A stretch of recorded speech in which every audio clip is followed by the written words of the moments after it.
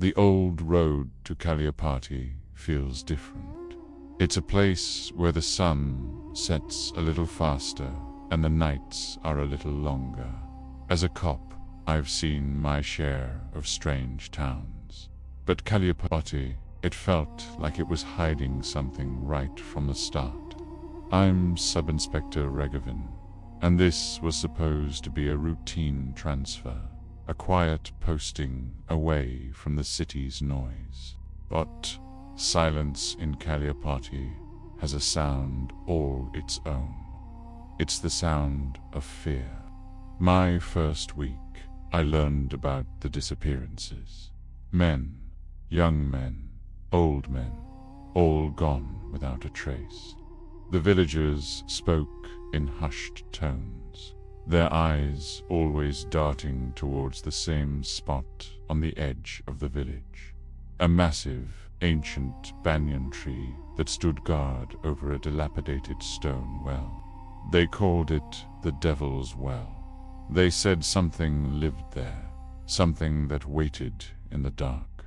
The station's files were thin, missing person reports, filed and forgotten. The common thread was chilling. Each man was last seen walking the path near that banyan tree after sunset. No bodies, no ransom notes, no clues, just gone. The senior constable, a man named Murugan, tried to warn me. He said some doors are best left unopened.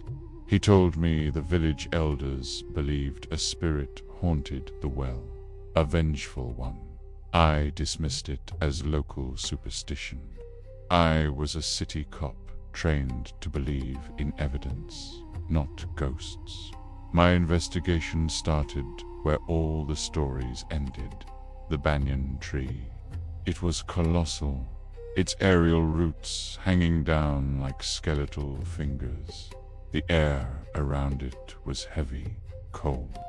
The stone well beside it was covered in moss and decay, a dark mouth gaping open to the earth.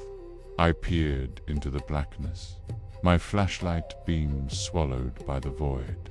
There was nothing but the stench of stagnant water and something else, something foul like old grief. Days turned into nights. I interviewed everyone. Wives who lost husbands, mothers who lost sons. Their stories were all the same. A strange feeling, a sudden chill in the air, and then emptiness.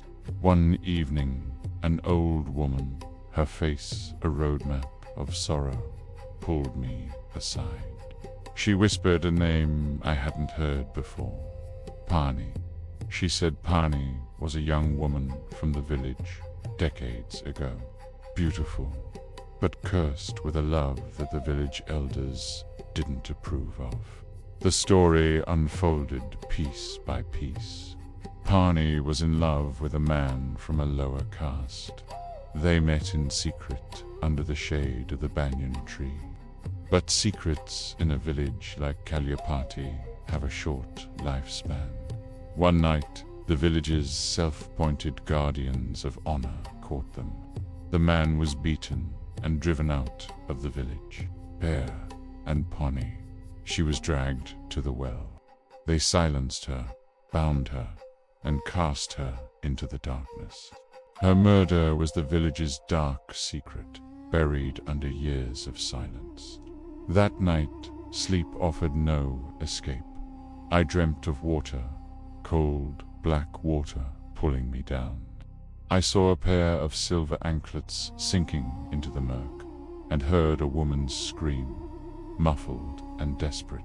I woke up drenched in sweat, the scream still echoing in my ears. Was it just a dream, or was the village's secret reaching out to me? The next morning, I couldn't shake the image of those silver anklets. I went back to the well, this time with a rope and grappling hook. Murugan refused to come near, watching from a distance, his face pale with dread. The hook hit the water with a sickening splash. I dragged it through the sludge at the bottom. For hours I pulled up nothing but mud and rocks.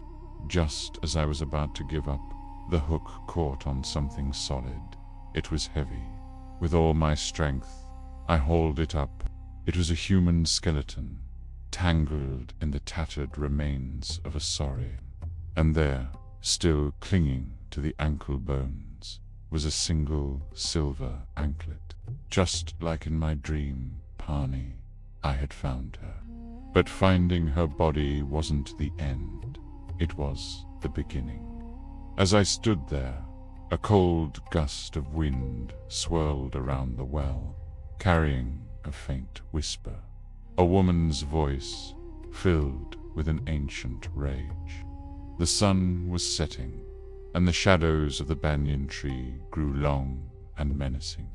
That night, the haunting began for me. I'd be in my small police quarter, and the tap would start dripping black, murky water. I'd hear footsteps outside my door, but when I looked, no one was there.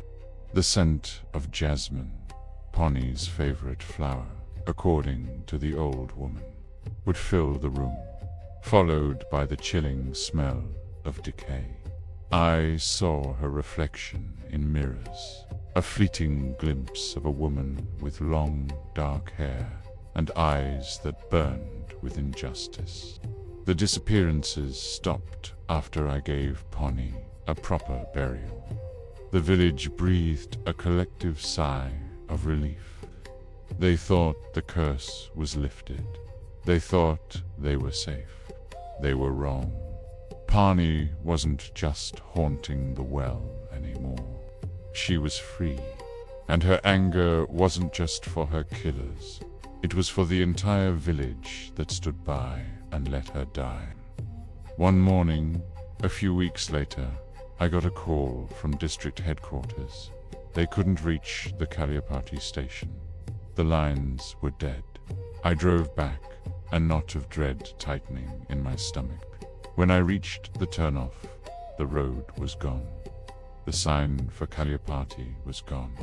Where the village should have been, there was nothing but barren, untouched land, as if a town had never existed there at all.